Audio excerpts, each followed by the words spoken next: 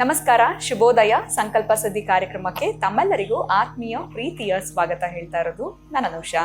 ಮೊದಲನೇ ಬಾರಿ ಚಾನೆಲ್ ವೀಕ್ಷಿಸ್ತಿದ್ದೀರಾ ಅಂತಂದ್ರೆ ಈಗಲೇ ನಮ್ಮ ಚಾನೆಲ್ನ ಸಬ್ಸ್ಕ್ರೈಬ್ ಮಾಡಿ, ನಮ್ಮ ವಿಡಿಯೋಸ್ನ ಲೈಕ್ ಮಾಡಿ. ನಿಮ್ಮ ಜೀವನದಲ್ಲಿ ಬರ್ತಿರುವಂತಹ ಪ್ರತಿಯೊಂದು ಸಮಸ್ಯೆಗಳು ಕೂಡ ಸರಳವಾಗಿರುವಂತಹ ಪರಿಹಾರ ಬೇಕಿದ್ದಲ್ಲಿ ಅಕ್ಷಯ ವೃಕ್ಷವನ್ನ ನೀವು ಬರ್ಮಾಡ್ಕೊಳ್ಬಹುದು. ಸಾಕಷ್ಟು ಜನ ಅಕ್ಷಯ ವೃಕ್ಷವನ್ನ ಬರ್ಮಾಡ್ಕೊಂಡು ಅವರ ಎಲ್ಲ ಒಂದು ಸಮಸ್ಯೆಗಳಿಂದ ಹೊರಗಡೆ ಬಂದಿದ್ದಾರೆ.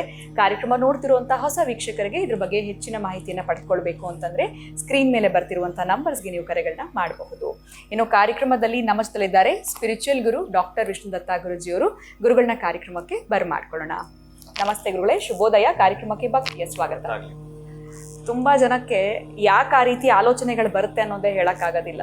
ಎಲ್ಲರಿಗೂ ಅಂತಲ್ಲ, ಕೆಲವರಿಗಂತೂ ನೆಗೆಟಿವ್ ಥಿಂಕಿಂಗ್ ಅಂತಾನೆ ಹೇಳ್ಬೋದು. ನಕಾರಾತ್ಮಕ ಚಿಂತನೆಗಳೇ ಬರ್ತಾ ಇರುತ್ತೆ. ಎಲ್ಲೋ ಗಾಡಿಲಿ ಹೋಗ್ತಾ ಇರ್ತಾರೆ, ಯಾರೋ ಬಂದು ಗುದ್ಬಿಡ್ತಾರೆ, ನಾನು ಬಿದ್ದೋಗ್ಬಿಡ್ತೀನಿ ಅನ್ಸುತ್ತೆ. ಅಥವಾ ಎಲ್ಲಿಂದನೋ ಎಳಿತಿರ್ತಾರೆ, ನನ್ಗೇನೋ ಆಗ್ಬಿಡುತ್ತೆ, ನಂಗೆ ಯಾರೋ ಏನೋ ಮಾಡ್ಬಿಡ್ತಾರೆ. ಈ ರೀತಿ ಯೋಚನೆಗಳೇ ಬರ್ತಾ ಇರುತ್ತೆ ಅಂತಾನೆ ಹೇಳ್ಬೋದು. ಅವರ ಒಂದು ಪ್ರತಿಯೊಂದು ಯೋಚನೆ ಆಲೋಚನೆ ಅದೇ ಆಗಿರುತ್ತೆ. ಯಾಕಷ್ಟು ನೆಗೆಟಿವಿಟಿ ಅನ್ನುವಂಥದ್ದು ಅವರ ಒಂದು ತಲೆನಲ್ಲಿ ತುಂಬಿಕೊಂಡಿರುತ್ತೆ. ಇದರಿಂದ ಸರಳವಾಗಿ ಹೊರಗಡೆ ಬರಬೇಕು ಅಂತಂದ್ರೆ ಏನ್ ಮಾಡಬೇಕು? ತುಂಬಾ ಜನ ಹೇಳಿರ್ತಾರೆ, ಥಿಂಕ್ ಮಾಡಬೇಡಿ, ಸುಮ್ಮನೆ ಇದ್ಬಿಡಿ, ಸರಿ ಹೋಗುತ್ತೆ ಅಂತೆಲ್ಲ. ಬಟ್ ಆದ್ರೂ ಅದು ಸೊಲ್ಯೂಷನ್ ಆಗಿರೋದಿಲ್ಲ. ಈ ರೀತಿ ಥಿಂಕಿಂಗ್ ಬರೋದಕ್ಕೆ ಏನ್ ಕಾರಣ? ಇದರಿಂದ ಹೊರಗಡೆ ಬರೋದು ಹೇಗೆ ಗುರುಗಳೇ? ಇದ್ರ ಬಗ್ಗೆ ತಿಳಿಸ್ಕೊಡಿ. ಓಂ ವಿಶ್ವಸ್ಮೈ ನಮಃ. ಪ್ರೀತಿಯ ಬಂಧುಗಳೇ, ಈ ಥಿಂಕ್ ಮಾಡೋದು ಅಥವಾ ನಮಗೆ ಆ ಥಿಂಕ್ ಬರೋದು, ಈಗ ನೀವು ಹೇಳಿದ್ರಲ್ಲ, ಇದೆಲ್ಲವೂ ಕೂಡ ಇವತ್ತಿನ ಇಲ್ಲಿ ಮಾನವ ಕುಲಕೋಟಿ ಏನ್ ಮಾಡ್ತಿದೆಯೋ ಇದೆಲ್ಲವೂ ಕೂಡ ನಾವು ರೀಸೈಕಲ್ ಮಾಡಿಕೊಂಡ್ರೆ, ನಮಗೆ ಜ್ಞಾಪಕವನ್ನ ಮಾಡಿಕೊಂಡ್ರೆ ದೇವತೆಗಳಿಗೆ ಅಲ್ಲಿ ನಡೆದಿರ್ತಕ್ಕಂತಹದ್ದು ಇಲ್ಲಿ ಏನಿದೆಯೋ ಅದೇ ಆಗ್ತಕ್ಕಂಥದ್ದು ಇರುತ್ತೆ. ಆಮೇಲೆ ಕರ್ಮಾನುಸಾರದ ಕೆಲವೆಲ್ಲ ಹೇಳ್ಬಿಡ್ತಾನೆ. ಅದಕ್ಕೆ ಮನುಷ್ಯ ಅನ್ನುವವ ತುಂಬಾ ಹಿಂದಕ್ಕೆ ಬಂದಾಗ ಯಾರು ನಂಬಬೇಕಂದ್ರೆ, ನಿಮ್ಮ ಮುಂದೆ ಯಾರ್ಯಾರು ಗೋಚರ ಆಗ್ತಾರೋ ಅವ್ರು ಯಾರು ಅಲ್ಲ, ನಿಮ್ಮ ಹಿಂದೆ ನಿಮ್ಮ ಕಾಣದೇ ಇರತಕ್ಕಂಥ ಒಂದು ಅಗೋಚರ ಶಕ್ತಿ ಇದೆ, ಅದನ್ನು ನೀವು ಹಿಡಿದು ಬಿಡಬೇಕು. ಕೊನೆಯದಾಗಿ ನಮಗೇನು ಗೊತ್ತಾಗ್ತಾ ಇಲ್ಲ. ಈಗ ನೀವು ಹೇಳಿದ್ರಲ್ಲ, ನಾನು ಗಾಡಿ ಹತ್ತಿರ ಬಿದ್ದು ಬಿಡ್ತೀನೇನೋ, ಅದು ಇನ್ಯಾರು ಏನಾದ್ರು ಅಂದು ಬಿಡ್ತಾರೇನೋ, ಅವು ಕಚ್ಚಿ ಬಿಡುತ್ತೇನೋ, ಇನ್ಯಾರು ಒದ್ದು ಬಿಡ್ತಾರೋ, ಏನು ಹಾಕೊಳ್ತಿರೋ ಗೊತ್ತಿಲ್ಲ. ಇವೆಲ್ಲ ನಿಮ್ಮ ಆಲೋಚನೆಗಳಿಗೆ ನೀವೇ ಕಾರಣ. ಅಷ್ಟು ಪ್ರಕ್ಷುಬ್ಧ ವಾತಾವರಣದಲ್ಲಿ ನೀವಿದ್ದೀರಿ ಅಂತ. ಅದಕ್ಕಾಗಿ ನೀವು ಒಂದು ಸಂಕಲ್ಪ ಸಿದ್ಧಿಯ ವಾತಾವರಣಕ್ಕೆ ಬರಬೇಕು. ಅಲ್ಲಿ ಏನ್ ನಡೆಯುತ್ತೆ ಅಂತಂದ್ರೆ, ಇಲ್ಲಿ ಒಬ್ಬ ರಾಜ ಪರೀಕ್ಷಿತ ಮಹಾರಾಜನಿಗೆ ಇಂಥ ದಿನಾಂಕದಂದು, ಇಂಥ ಗಳಿಗೆಯೆಂದು, ಇಂಥ ಸಮಯದಲ್ಲಿ ಹಾವು ಕಚ್ಚಿ ಸಾಯಬೇಕು ಅಂತ ಶಾಪ ಇರುತ್ತೆ. ಹಾವು ಕಚ್ಚಿ ಸಾಯಬೇಕು ಅನ್ನೋ ಶಾಪ ಇದೆ ಪರೀಕ್ಷಿತ ಮಹಾರಾಜನಿಗೆ. ಅವನ ಗುರುಗಳಾಗಿರ್ತಕ್ಕಂಥ ಶುಕ್ರಾಚಾರ್ಯರು ಹೇಳ್ತಾರೆ, ಅಪ್ಪ ನಾನು ಹೇಳ್ತಾ ಇದ್ದೇನೆ, ನೀನು ಅದಕ್ಕೆ ಸಿದ್ಧನಾಗೋ, ಇದನ್ನ ತಪ್ಪಿಸಕ್ಕೆ ಸಾಧ್ಯವೇ ಇಲ್ಲ. ಇದು ತಪ್ಪಿಸಿದ ಇನ್ನೊಂದು ರೀತಿ ದೊಡ್ಡ ದುರಂತ ನಡೆದು ಬಿಡುತ್ತೆ, ಅದು ನಿನ್ನ ಕುಟುಂಬಕ್ಕೆ ನಡೆಯೋ ಸಾಧ್ಯತೆ ಇರುತ್ತೆ. ಅದಕ್ಕಾಗಿ ನೀನು ಹಿಂದಿರತಕ್ಕಂತಹ ಗತಿಸಿ ಹೋಗಿರತಕ್ಕಂತಹ ಘಟನೆಗಳನ್ನ ಮತ್ತೆ ಮತ್ತೆ ಪುನರಾವರ್ತನೆ ಮಾಡಿಕೊಳ್ಳತಕ್ಕಂತಹ ಇತಿಹಾಸ ಇದೆಯಲ್ಲ, ಆ ಪಂಚಾಮೃತದ ಗಳಿಗೆ ಏನಿದೆಯೋ ಅದು ನಿನಗೆ ಬಂದಾಗ ಅದು ನಡೆಯುವಂಥದ್ದಾಗತ್ತೆ. ನೀನು ಎಲ್ಲವನ್ನು ಬದಿಗಿಟ್ಟು ಇದಕ್ಕೆ ಸಿದ್ಧನಾಗು ಅಂತೇಳಿ ಅವನ ಗುರುಗಳು ಹೇಳ್ತಾರೆ. ಇದು ಎಷ್ಟು ಮೋಟಿವೇಶನ್ ಮಾಡ್ತಾರೆ ಅಂತಂದ್ರೆ, ಸಾವಿಗೆ ಶರಣಾಗು, ಸಾವಿಗೆ ಸಿದ್ಧನಾಗು ಅಂತ ಹೇಳಿದಾಗ ಇನ್ನೆಷ್ಟು ರೆಡಿ ಆಗ್ಬೇಕಾತ? ಯಾರಿಗಾದರೂ ಮರಣದಂಡನೆ ಅಂತ ಬರದಾಕಿದ್ರೆ ನಾಳೆ 9 ಗಂಟೆಗೆ ಮರಣದಂಡನೆ ಅಂತ ಹೇಳಿದಾಗ ಎಷ್ಟು ಅವ್ರು ಏನನ್ನಾಗ್ತಾರೆ ಹೊಳಗಡೆ. ಒಬ್ಬ ಭಗತ್ ಸಿಂಗ್ ಒಬ್ಬ ಖುಷಿ ಬಿಟ್ರೆ, ಅರೆ ನಾನು ದೇಶಕ್ಕೊಂದು ಸೇವೆ ಮಾಡಿದ್ದೀನಿ, ಅದು ಬಂದ್ರೆ ಇವತ್ತೇ ಬರಲಿ ಅನ್ನೋ ಖುಷಿ. ಅಂತಹ ಭಗತ್ ಸಿಂಗ್ ಬಿಟ್ರೆ ಇನ್ಯಾರಿಗಿದೆ ಹೇಳಿ? ಆದರೆ ನಾನು ಏನು ಹೇಳಕ್ಕೆ ಹೊರಟಿದ್ದೀನಿ ಅಂತಂದ್ರೆ, ಈ ಪರೀಕ್ಷಿತ ಮಹಾರಾಜನಿಗೆ ತಕ್ಷಕ ಎನ್ನುವ ಹಾವು ಕಚ್ಚಿ ಸಾಯತಕ್ಕಂತಹ ಸನ್ನಿವೇಶವಿದೆ. ತಕ್ಷಕ ಎನ್ನುವ ಹಾವು ಕಚ್ಚಿ ಸಾಯುವ ಸನ್ನಿವೇಶವಿದೆ. ಬಹುಶಃ ಆ ತಕ್ಷಕ ಹೋಗ್ತಿರ್ಬೇಕಾದ್ರೆ ಅವನಿಗೆ ಒಬ್ಬ ಬ್ರಾಹ್ಮಣ ಅಡ್ಡ ಬರ್ತಾನೆ.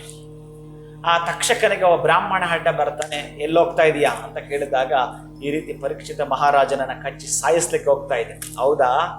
ನೀನು ಕಚ್ಚಿ ಸಾಯಿಸಿದ್ರೆ ನನಗೊಂದು ವಿದ್ಯೆ ಗೊತ್ತಿದೆ, ಆ ನಂತರ ಒಂದು ವಿಷಚೂರ್ಣ ಇದೆ, ನನಗೊಂದು ಮಂತ್ರ ಗೊತ್ತಿದೆ, ಅಂದ್ರೆ ವಿಷಪ್ರಾಶನವನ್ನ ತೆಗೆಯುತ್ತೇನೆ, ಅಂತಹ ಮಂತ್ರ ಸಿದ್ಧಿ ನನಗಿದೆ, ನಾನು ತೆಗಿತೇನೆ, ಅವನನ್ನು ಉಳಿಸ್ತೇನೆ ಅಂತ ಒಬ್ಬ ಬ್ರಾಹ್ಮಣ ಹೇಳ್ತಾನೆ.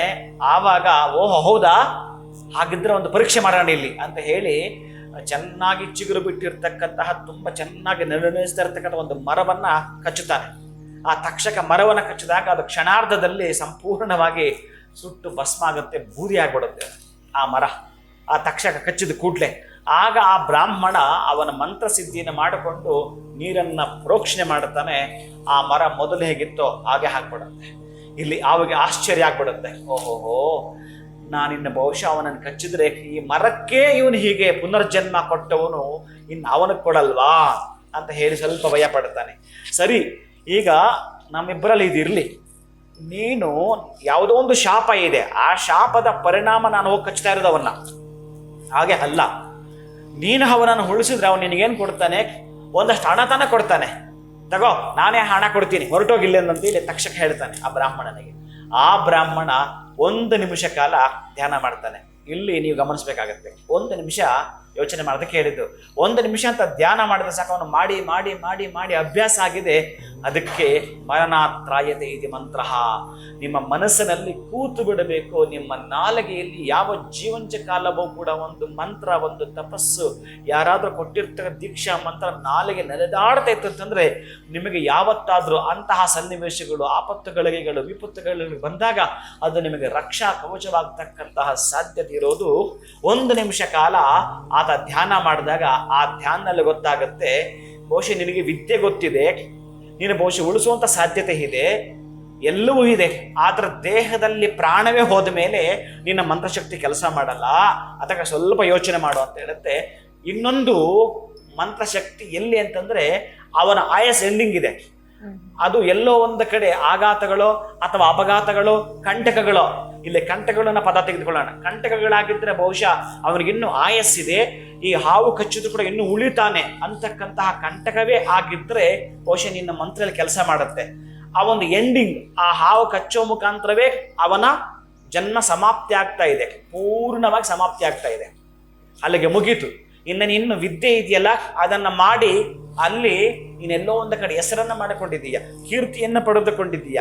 ಆಗದ್ದು ಕೆಲಸಕ್ಕೆ ನೀನು ಆಗೆಲ್ಲ ಮಾಡಿ ನಿನ್ನ ಬಗ್ಗೆ ನೀನೇ ಅವಹೇಳನ ಮಾಡಿಕೊಳ್ಬೇಡ.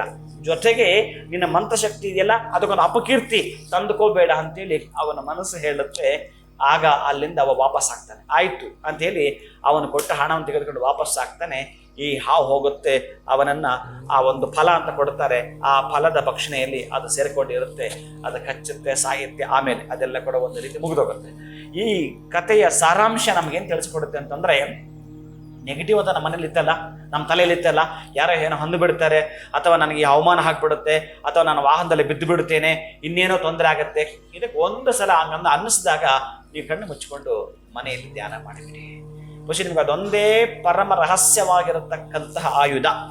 ಪರಮ ರಹಸ್ಯವಾಗಿರ್ತಕ್ಕಂಥ ಆಯುಧ ಅಂತಂದ್ರೆ, ನೀವು ಒಂಟಿಯಾಗಿ ಎಲ್ಲಿಯಾದರೂ ಒಂದು ಕಡೆ ಕುಳಿತುಕೊಂಡು ಒಂದು 10-20 ನಿಮಿಷಗಳ ಕಾಲ ಅಥವಾ ಒಂದು ಅರ್ಧ ತಾಸು ಅಥವಾ 1 ತಾಸು ಸಮಯ ಸಿಕ್ಕಿದ್ರೆ ನೀವು ಧ್ಯಾನಕ್ಕೆ ಮಗ್ನರಾಗೋದು ಒಂದೇ ಸುಲಭ ದಾರಿ. ಯಾವುದು ಖರ್ಚಿಲ್ಲದೆ, ಮತ್ತೊಂದಿಲ್ಲದೆ, ಇನ್ನೊಂದಿಲ್ಲದೆ ಮಾಡ್ತಕ್ಕಂತಹದ್ದು.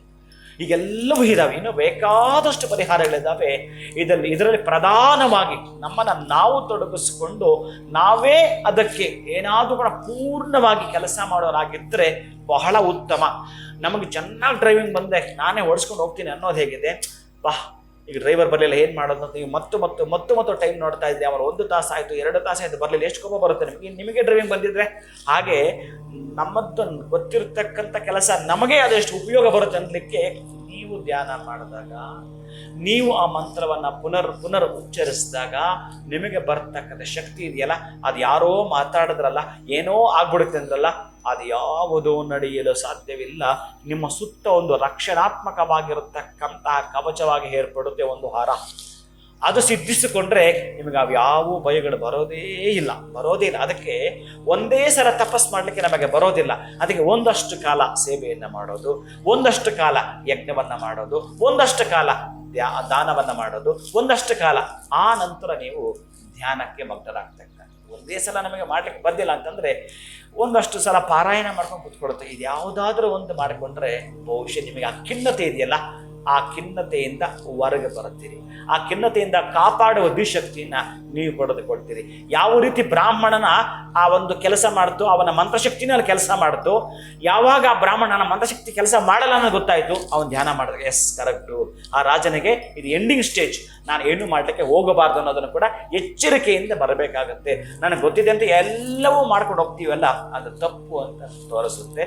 ಅದಕ್ಕೆ ನಮಗೆ ನಾವೇ ಎಚ್ಚರಿಕೆಯ ಕರಗಂಟೆಯಾಗಿರಬೇಕು, ನಮಗೆ ನಾವೇ ರಕ್ಷಣೆ ಮಾಡಿಕೊಳ್ಳತಕ್ಕಂಥ ಸಿದ್ಧ ಅಸ್ತ್ರರಾಗಿರಬೇಕು ಅನ್ನೋದನ್ನ ನಾವು ತಿಳ್ಕೊಳ್ಳಬಹುದು ಇದರ ಮುಖಾಂತರ. ಪ್ರೀತಿಯ ಬಂಧುಗಳೇ, ಗುರುಗಳೇ, ಒಂದ್ ನಿಜಕ್ಕೂ ಶಾಕ್ ಆಗ್ತಾ ಇದೆ. ಇಷ್ಟೊಂದು ಕತೆಗಳನ್ನ ತಾವು ಎಲ್ಲಿ ಇಟ್ಕೊಂಡಿರ್ತೀರಾ, ಏನೇ ಕೇಳಿದ್ರು ಪಟ್ ಅಂತ ಹೇಳ್ಬಿಡ್ತೀರಾ, ಅಷ್ಟು ಡಿಟೇಲ್ ಆಗಿ ನಮಗೆ ತಿಳಿಸ್ಕೊಡ್ತೀರಾ.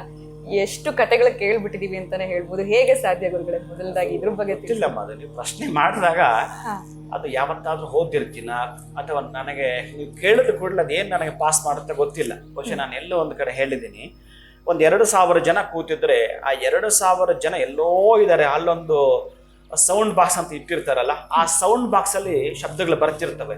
ಹಾಗಂತೇಳಿ ಆ ಸೌಂಡ್ ಬಾಕ್ಸೇ ಮಾತಾಡ್ತಿಲ್ಲ, ಯಾರೋ ಮೈಕಲ್ಲಿ ಮಾತಾಡ್ತಿದ್ದಾರೆ, ವೈರ್ಲೆಸ್ ಮೈಕಲ್ಲಿ ಮಾತಾಡ್ತಿದ್ದಾರೆ ಅಥವಾ ವೈರ್ ಇದೆ ಅನ್ಕೊಳ್ಳೋಣ, ಆ ಬಾಕ್ಸ್ ಅಲ್ಲಿ ಕೇಳಿಸ್ತಾ ಇದೆ ಅವರಿಗೆ.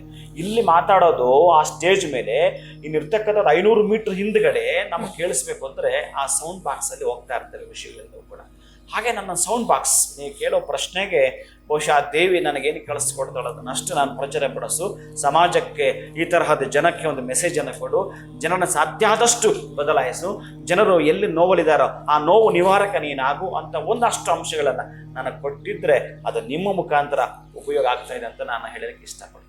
ನಿಜಕ್ಕೂ ಗುರುಗಳೇ, ಯಾಕಂದ್ರೆ ಕೇಳುವಂತ ಪ್ರಶ್ನೆಗೆ ಅದಕ್ಕೆ ಸೂಕ್ತವಾಗಿರುವಂತ ಕತೆ ಮುಖಾಂತರ ನಮಗೆ ಉದಾಹರಣೆ ಕೊಟ್ಟು ಅರ್ಥ ಮಾಡಿಸ್ತೀರಾ ಅಂತಾನೆ ಹೇಳ್ಬೋದು. ಇವತ್ತು ಹೇಳಿದಂತಹ ವಿಚಾರ ಆಗಿರ್ಬೋದು, ನೀವು ತಿಳಿಸಿದಂತಹ ಕತೆ ಕೂಡ ಬಹಳ ಅದ್ಭುತವಾಗಿತ್ತು. ನಮ್ಮ ನೆಗೆಟಿವ್ ಥಿಂಕಿಂಗ್ ಯಾಕೆ ಬರುತ್ತೆ, ಜೊತೆಗೆ ಅದರಿಂದ ಹೊರಗಡೆ ಬರಬೇಕು ಅಂತಂದ್ರೆ ಕಣ್ಣು ಮುಚ್ಕೊಂಡು ನಾವು ಧ್ಯಾನ ಮಾಡಬೇಕು. ಸರಳವಾಗಿ ಈ ಒಂದು ಪರಿಹಾರನ ತಿಳಿಸ್ಕೊಟ್ರಿ. ಅದ್ಭುತವಾಗಿರುವಂತಹ ಮಾಹಿತಿ. ಪ್ರತಿಯೊಂದು ವಿಡಿಯೋಸಲ್ಲಿ ಕೂಡ ಇಷ್ಟೊಂದು ವಿಚಾರಗಳನ್ನ ತಿಳಿಸ್ಕೊಡ್ತಿರ್ತೀರಾ. ನಾವೆಲ್ಲರೂ ಒಂದ್ ರೀತಿ ಬ್ಲೆಸ್ಡ್ ಅಂತಾನೆ ಹೇಳ್ಬೋದು. ಧನ್ಯವಾದಗಳು ತಮಗೆ. ನಮಸ್ಕಾರ. ಶ್ರೀನಿವಾಸ. ಇನ್ನು ವೀಕ್ಷಕರೇ, ಇವತ್ತಿನ ವಿಡಿಯೋವನ್ನ ಮುಗಿಸುವಂತಹ ಸಮಯ ಆಗಿದೆ. ನಮಸ್ಕಾರ.